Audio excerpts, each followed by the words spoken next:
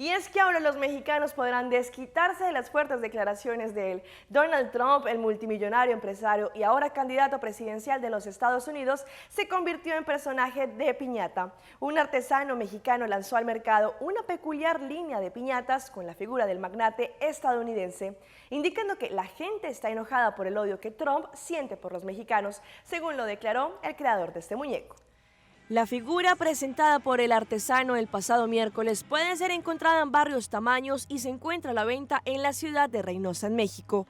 La gente quiere romper las piñatas, las quiere quemar, agregó el artista sobre sus piezas. Durante su polémico discurso de lanzamiento como candidato presidencial, el multimillonario aseguró que los inmigrantes mexicanos tan solo traen drogas, crimen y violadores a la nación estadounidense.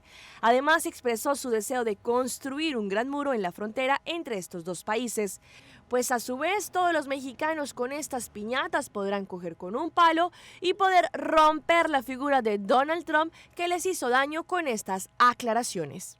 Coraje, yo creo que como todos los mexicanos sentimos indignación y coraje por los comentarios del señor Donald Trump.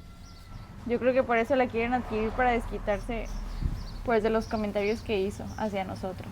Pulso Latino con Alejandra Forero, de lunes a viernes, desde las 6:45 de la tarde, aquí en ATV, Canal 15.